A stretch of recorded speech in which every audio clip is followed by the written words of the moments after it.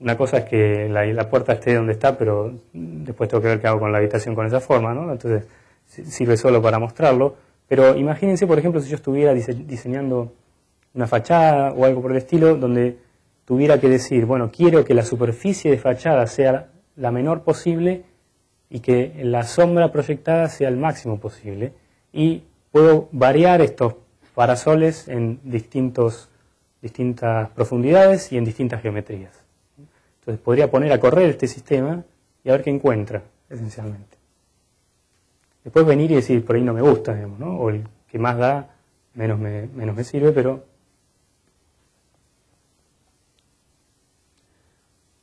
Entonces, de vuelta, estos sistemas que adquieren cierto grado, cierto tamaño, tienen una característica, pasado un grado de complejidad, se vuelven bastante frágiles, ¿sí? Y eso cualquiera que haya trabajado con algo de esto sabe que las cosas se rompen todo el tiempo.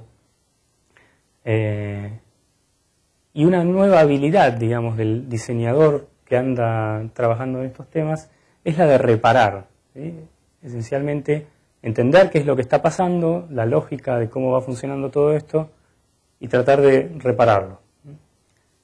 Por ejemplo, podríamos decir, cuando les mostré el autómata celular anterior, que cambiando algunos valores, ¿sí?, de ese código aparentemente medio intrincado, las cosas se van de rango, se rompen, etc. Y eso pasa con los sistemas estos, ¿no? Entonces, vamos a ver algunos ahora donde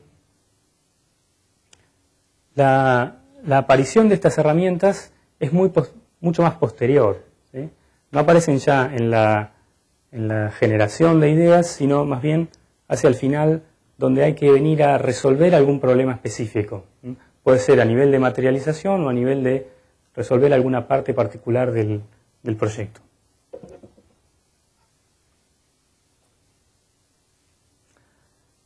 Entonces, tenemos este proyecto que seguramente lo han visto,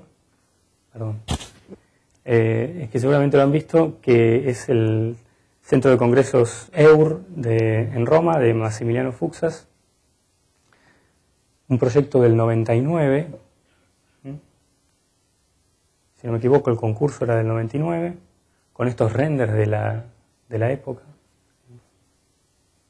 Y si uno mira los renders, ¿sí?, las imágenes, parece que esto es un proyecto estrictamente digital, ¿no?, de manipulación de geometría, etc. Sin embargo, el método de trabajo de Fuksas es sumamente analógico. Fuksas tiene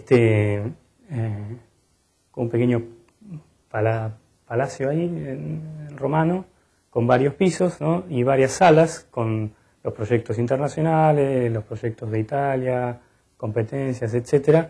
Y hay una sala especial que es sala de maquetas. Y en general Fuksas empieza trabajando así: algún pequeño croquis y enseguida ir a la sala de maquetas y charlar con su maquetista de hace 15 años y decirle, vamos a probar de hacer una cosa así, en yeso, un poquito limada por acá, etc. Entonces, el proceso inicial, el origen, es sumamente analógico, llamémoslo como opuesto a lo digital, ¿sí? Entonces, un proceso así, en el que solo mucho más tarde intervienen algunas técnicas de sistematización y de racionalización. Y mucho más acá en el tiempo. Este proyecto, que es medio viejo, en el año 2008-2009, o sea, 10 años después de haberse ganado el concurso, el proyecto ejecutivo ya estaba hecho, desde hacía un montón de tiempo, y la obra empezada, desde hacía un montón de tiempo también. Aparece el problema, ese es Fuksas, porque está bueno verle la cara a Fuksas. Aparece el problema de que algo así como que la piel de esa nube no entraba en la estructura de esa nube. Entonces, un problema clásico de cuando usamos herramientas más tradicionales, digamos, ¿no?, para tratar de resolver algunas de estas complejidades geométricas, ¿sí? Una herramienta, claramente, el uso de algunas herramientas donde no existía ningún tipo de asociatividad, ¿sí? Sistemas por separado y en tiempos distintos, ¿no? Y documentaciones distintas, etcétera, ¿no? Entonces, me acuerdo, en un momento Fuksas, que es como un personaje, no sé si saben, ¿no? Pero Fuksas es como un personaje muy mediático en Italia, va a los programas de política a discutir a la noche, es todo un personaje bastante fuerte, nos manda a buscar la maqueta del concurso, que era esa, una maqueta que mide más o menos 2 metros de largo y que estaba guardada en otro depósito ahí que tiene de maquetas cerquita, y me acuerdo que veníamos con la maqueta al hombro llevándola como entre 6 u 8 y por una callecita, ¿viste? Así de Roma, y uno empieza a cantar como si fuera una procesión, ¿viste? Una canción a la Virgen, así, buenísimo. Y lo que pasaba era que Fuksas, que se olvidó, digamos, del proyecto en un momento, digamos, quería que toda esa documentación que se había hecho en 10 años, durante equipos que iban cambiando en el tiempo, volviera a ser como en la maqueta, digamos, ¿no? Claramente imposible con la obra construida. De hecho, todavía tienen problemas con esa obra. Hace poco hubo noticias que a Fuksas los desvincularon del proyecto porque la obra no avanza y está más o menos estancada, ¿sí? Pero muchos problemas técnicos, ¿sí? Es decir, claramente una falla en la herramienta usada. Caso opuesto, esta es la misma, esa es la obra. Caso opuesto o ligeramente distinto, tal vez aprendiendo de la experiencia, este es el primer premio, o sea, el proyecto ganador para el aeropuerto de Shenzhen y también proyecto de Fuksas, ¿no? También nacido de una lógica bastante analógica, pero eventualmente esto en un momento fue claro que había que o traer gente o tercerizar este nuevo proyecto que sería cómo construirlo, ¿no? Esencialmente. Entonces apareció un equipo de chicos que habían hecho un máster en el IAC en Cataluña tratando de resolverlo, pero no alcanzaba con eso. Se contrató una empresa alemana esencialmente para tratar de racionalizar esta cubierta, que esa es la maqueta que ahora van a ver que en realidad claramente necesita de algún tipo de ayuda, de algunas herramientas especiales, porque, es decir, evidentemente estas piezas no se dibujan, ¿sí? a mano en AutoCAD, de alguna manera. ¿Sí? Estas piezas tienen que salir de algún sistema que resuelve las intersecciones y distribuye todos esos elementos para mandar a fabricar, ¿sí? Sobre todo cuando en un proceso tal donde podría venir Fuksas mañana y decir esto un poquito más para abajo, ¿no? Entonces hace falta un sistema que esté por detrás de eso y que responda, y al que no le importe demasiado si esto cambia un poco, porque entiende cómo hacer para adaptarse automáticamente, ¿sí?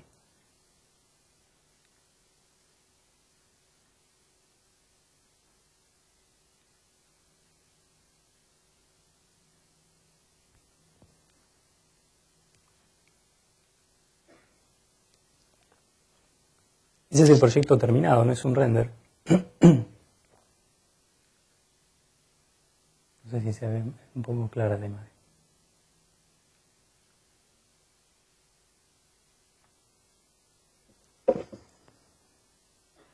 Y estos son de vuelta Barkow Leibinger, pero ya en un proyecto que me parece que está más de este lado, de los que usan estas herramientas más al final del trayecto, y es un proyecto en Seúl, con una fachada que tiene estas protuberancias que van variando de acuerdo a la orientación, por lo menos en teoría.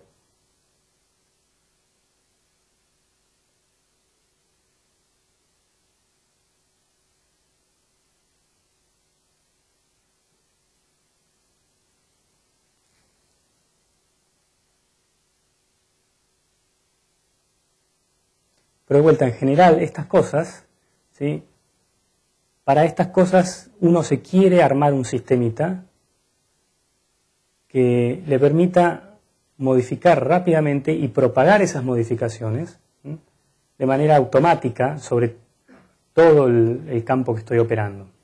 En general, esto no se hace ventana por ventana, ¿sí?, ni modelándola en 3D, ni dibujándola, porque en general es mucho esfuerzo puesto en una solución sola, ¿sí?, y después tratar de hacer otra cosa da mucha fiaca, digamos, ¿no? Entonces, sin mover todo esto que ya está hecho es un problemón. Entonces, esta facilidad de dedicarle un poco de tiempo al sistema y después ver los resultados y probar variantes, creo, desde mi punto de vista, me parece que contribuye a ser un poco más libres a la hora de querer probar alguna cosa nueva y alguna variación, por lo menos dentro del mismo tema, ¿no?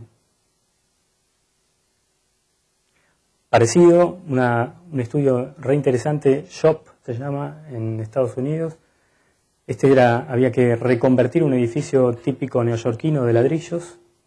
Entonces, lo que hicieron fue pensar en un sistema que, de alguna manera, mostrara esta imagen, pero en realidad se construye de manera bastante distinta. Se generan estos premoldeados que simulan, que tienen la proporción de esta pieza de ladrillo, pero vienen en placas y están pensados como un sistema plegado, esencialmente. Se arman en esos moldes y después van y se cuelgan como un muro cortina cualquiera. Este es un estudio bastante interesante para buscarlo, si andan con tiempo, porque están un poco tomando esta idea que para nosotros es bastante normal, del arquitecto que construye, digamos, ¿no?, o que tiene alta incidencia en la obra. En Estados Unidos, durante mucho tiempo, esta idea del arquitecto diseñando y otro arquitecto presentando los planos y un contratista principal resolviendo los temas técnicos era bastante habitual, ¿no? También por un tema de responsabilidades profesionales. Pero hoy están estas empresas que no son tan grandes, estos estudios diciendo lo que nosotros queremos hacer, en realidad nos convendría inventarnos la manera de hacerlos nosotros y armar nuestra pequeña empresita constructora. Y estos tipos están haciendo esto y están haciendo obras cada vez más grandes. O el caso típico, ¿no?, de Gehry, que todos lo vimos en este capítulo, ¿no?, pero que es muy cierto, ¿sí?, de un proceso sumamente analógico, ¿sí?, la aparición de una idea de arquitectura o de un edificio, por lo menos, ¿sí?, un proyecto. Entonces, ahora, tomado muy en serio, ¿no? Gehry, cuando empezó a hacer estas cosas, no existían algunas de las cosas con las que nosotros jugamos, entonces hubo que inventarse algunas cosas, ¿no? Y la manera de construir estos edificios en ese momento significaba inventar la tecnología, o por lo menos poner junta los avances tecnológicos necesarios para que esto funcione, ¿sí?, para poder hacer, por ejemplo, planos de esto, ¿sí? Entonces, lo que hizo Gehry en un momento fue crear esta empresa que se llama Gehry Technologies, que lo que hace es tomó un software que ellos venían usando, que es CATIA, que es un software francés usado para modelar Boeings, esencialmente, y aviones, porque eran los tipos que sabían cómo doblar chapa en distintos sentidos, esencialmente, ¿no? Y era la industria que tenía desarrollado esa tecnología, y ellos empezaron a usar CATIA para hacer edificios, y eventualmente crearon una compañía que toma CATIA, le pone algunas herramientas encima y ofrece algunos servicios para desarrollar edificios de geometrías complejas. Y el software se llama Digital Project.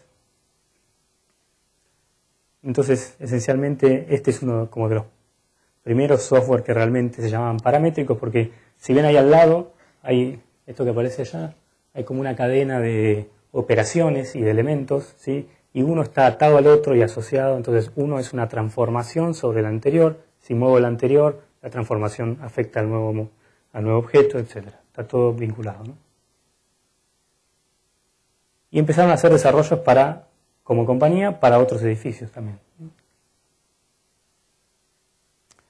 Esta idea también nueva de que ya no hay como una visión, o por lo menos se pone en discusión esta idea de una idea general, este concepto de una idea general y de algunos detalles, y aparece este concepto de que todo es detalle. La idea es que todo es un detalle continuo, por ejemplo, ¿no? Todo tiene intensidad en todos los puntos, por decirlo de alguna manera. Y un caso más cercano, este es un proyecto de un estudio rosarino, que me gustó porque lo que todos pensamos mientras vemos estas cosas es, yo no tengo acceso a estas máquinas, digamos, ¿no? Sí.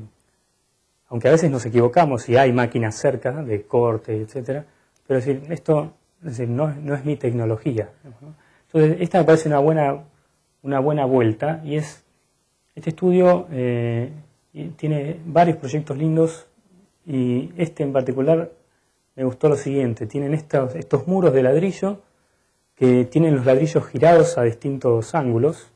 Entonces el problema era cómo comunicar al albañil cómo pegar estos ladrillos, ¿no? Entonces lo que hicieron fue este código de colores para los distintos ángulos de rotación, y dibujaron como en planta todas las hiladas, la hilada 1, la hilada 2, coloreadas por código de color, y para que realmente se pueda aplicar, es decir, esto es como el mapa para el albañil, pero la herramienta es esta: unos moldes coloreados, ¿sí? unos ángulos, unas chapas que se ven ahí al costado, que el albañil sabe que tiene que poner 10 ladrillos de los que están pintados celestes, entonces va y usa ese molde para acomodar los ladrillos sin tener que medir, ¿no?, el ángulo. Me pareció una manera bastante piola de bajar un poco a tierra esa geometría, ¿no?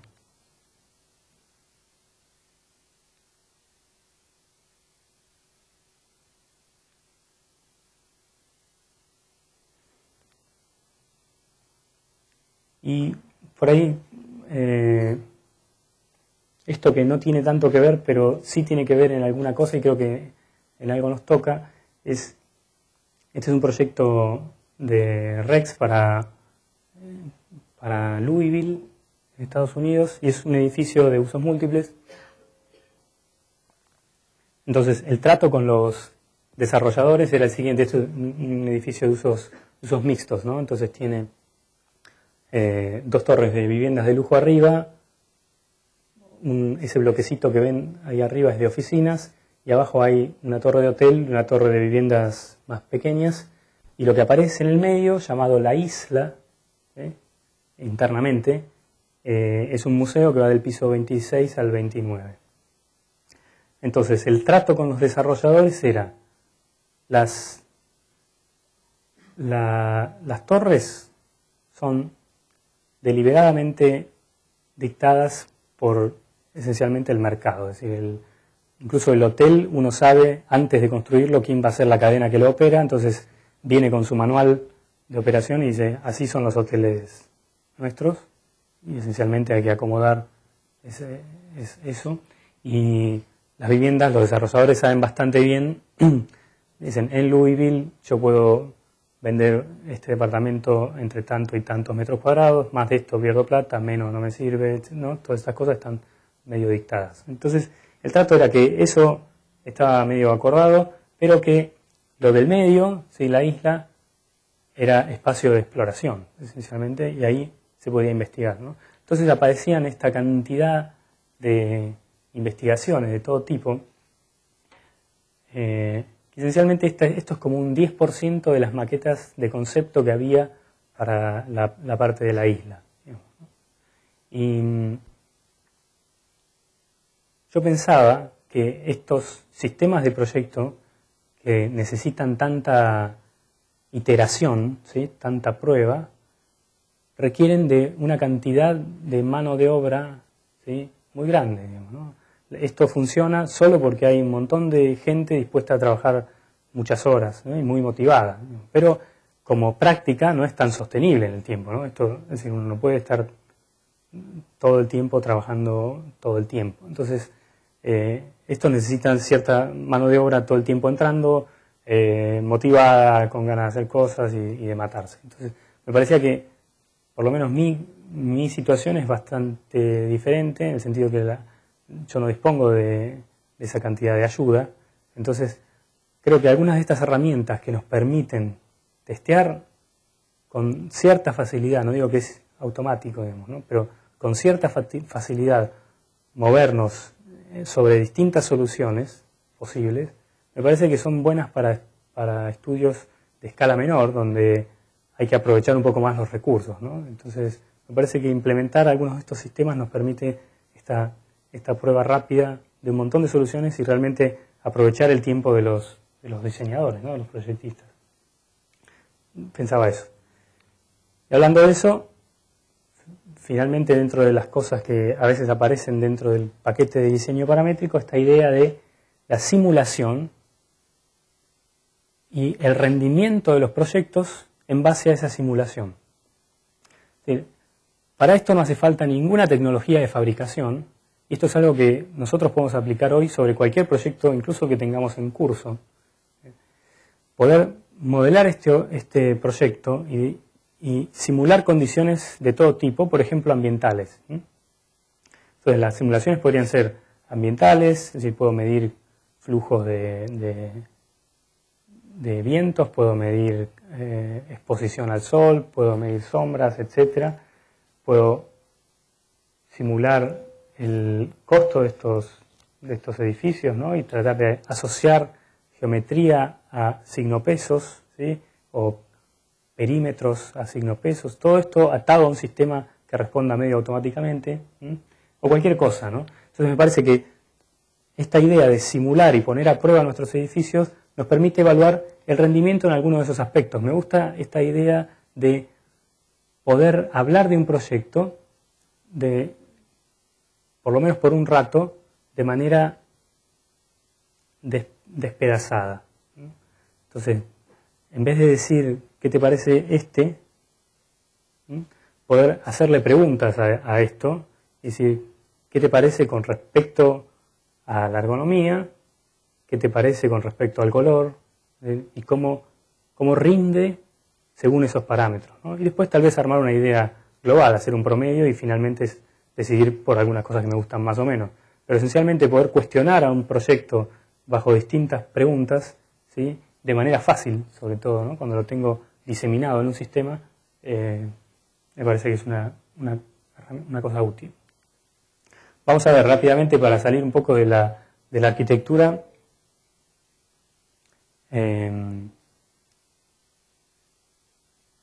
algunas otras aplicaciones, porque esto del diseño paramétrico, primero que no lo inventamos nosotros, o sea que existe, sobre todo para los diseñadores industriales, esta idea de que las partes están asociadas y que si una es más grande, la otra acompaña, es vieja, digamos, ¿no?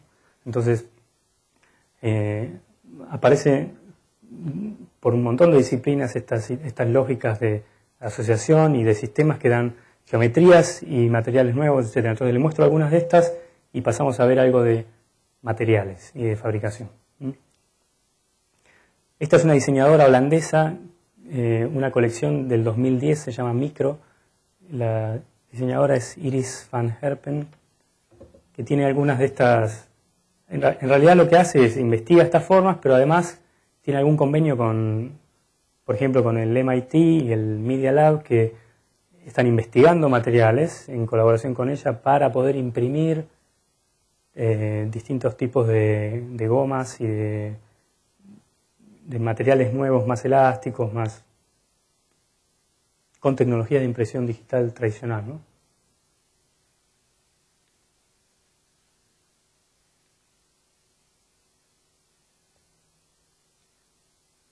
Por ejemplo, esta es una pieza completamente impresa. Las otras en general tienen mezcla, ¿no? Tienen combinación, pero tienen uniones. O algo de mobiliario, este seguro lo vieron, un mueble urbano, ¿sí? También bastante fácil de hacer. ¿Por qué aparecen estas geometrías acá? Es decir, porque de vuelta yo lo miro y digo, ya está, lo hago. Es decir, no preciso, voy mañana al carpintero y lo hago, digamos, no necesito ninguna cosa rara. Sí necesito, si quiero probar, 800 posibilidades para eso. Y una vez que me convencieron 3, digo, así salgan todas las piezas para cortar automáticamente. Y un caso más modesto, alguna cosa que hicimos nosotros, la universidad tenía que hacer vieron, en Casa Foa nos habían dado un espacio para tener presencia institucional, entonces nos habían dado una columna a nosotros y a otras universidades, y había que proponer algo para la columna. Entonces con los alumnos del posgrado lo que hicimos fue tomar como problema esto y ver qué podíamos hacer. Entonces teníamos un sistema que, en esencia, esto eran unas muy de geometría, ¿sí? Esto no tenía mucha más lógica que hacer algo que se viera. Entonces eran unas elipses que podíamos mover en el espacio y cuyo diámetro podíamos variar, y una superficie que estaba pasando alrededor de esas elipses, y el mismo sistema nos daba dentro de ese rango de operación, una variedad bastante importante de opciones. Este era el sistema que hace eso. Hay una parte que genera la superficie inicial, hay una parte que la paneliza, y hay unos controles que me permiten mover esas elipses en el espacio, y unos controles que me permiten cambiar el diámetro. Otras pruebas que habíamos hecho, o esta nube de puntos que bajaba, digamos, eventualmente, y una superficie recorría esos puntos. Finalmente terminamos construyendo algo parecido a lo primero. Con algunos podemos decir que aprendimos algunas cosas, porque nosotros no habíamos hecho ninguna prueba, que también es posible, pero no habíamos hecho ninguna simulación estructural sobre el objeto este. Entonces resulta que lo de arriba tiende a venirse del piso, y nosotros pensamos que por forma esto tiene que resistir, pero no fue el caso. Esto estaba armado de paneles de melamina, que nos la donaban aparte, y unos discos que conectaban las piezas, ¿sí? Entonces simplemente lo mandaba a cortar en un router CNC, que después se los muestro. Entonces lo que teníamos era una pieza de conexión que tenía una ranura, 2 ranuras, no había 2 piezas iguales, y cada una de esas piezas me daba el sentido en el que esos paneles iban a quedar. Cuando yo enganchaba esa ranura, se me iba armando la forma. Y después tenía unas perforaciones que, a medida que te alejabas del piso, iban siendo mayores, cosa de tratar de alivianar la estructura cerca del techo. Es el interior, que a mí me gusta un poco más, hasta más que lo de afuera. Esto, por ejemplo, no estaba previsto meterle tensores a patadas, porque pensamos que quedaba, y después teníamos miedo de que se caiga y le pegue a alguien. Entonces empezamos a recolgarlo con todo, ¿no? Con cables de acero al techo, todo. Después fue difícil descolgarlo, o sea, quedó bien agarrado, digamos. Estos eran los conectores que, sí, automáticamente estaban numerados, diciéndote a qué panel estaban esperando de un lado y a qué panel estaban esperando del otro, esencialmente. Entonces vos buscabas los 2 triángulos, buscabas el conector. En teoría es una pavada. Pasa que los conectores eran 300 y venían en una bolsa de arpillera así, todos mezclados. Entonces había que primero encontrar las partes y después tratar de armarlos, ¿no? Entonces, de cierto modo también se partían, porque la pieza quedaba medio haciendo así a veces, y a la semana aparecían los conectores por todos lados. Bueno, ya falta poco, así que vamos a hablar un poquito de fabricación, ¿sí? Y esta idea de que, sí, parece que uno no puede hablar de diseño sin hablar de estas herramientas de fabricación. Entonces, si hacemos como un recorrido histórico, así volando, digamos, tenemos al principio esta idea, ¿no?, de que para construir este hecho material, alguna cosa, aparece la figura del artesano, es decir, la persona que sabe manejar el material, ¿sí?, y que hace particularmente cada una de las cosas y hace una por una. ¿Sí? Pero donde introducir cambios es muy fácil, porque tengo que ir y hablar con el artesano y decirle un poquito más así. ¿No? Entonces, y cuesta más o menos lo mismo, digamos, ¿no? O sea, basta que lo agarre a tiempo, el tipo lo puede modificar sin problema. En un momento aparece este descubrimiento, que es que si hago 20 millones de lo mismo, esa pieza es muy barata. Con algo para aceptar, y es que son todas iguales sí o sí. Entonces hay que rebuscárselas para, si me interesa hacer algo diferente, emplear esas piezas de manera diferente, pero en esencia esa pieza va a ser siempre así si la querés a este precio, esencialmente. Y en un momento aparece un cambio de paradigma que se ve bastante bien en el ejemplo de la imprenta. Cuando aparece la impresión láser, ¿sí?, nos damos cuenta que esta idea tradicional, que todavía existe, cualquiera que vaya a hacer sus tarjetas en offset, sabe que el tipo dice, mirá, lo mínimo son 50.000 para que te cueste barato, o 5.000, digamos, ¿no? ¿Por qué? Porque lo más costoso no es imprimirlas, sino es crear el proceso, el sistema que me va a permitir imprimirlas, ¿sí? Las 4 placas de color, de aluminio, con la fotosensible, qué sé yo, todo eso. Entonces, eso es lo que cuesta plata. Después, imprimir copias y copias es bastante poco. Es más, cuanta más imprimas, sale más barato. La impresora láser dice, a mí me da lo mismo imprimir una que imprimir 1000, y te digo más, me da lo mismo si esas 1000 son idénticas o si esas 1000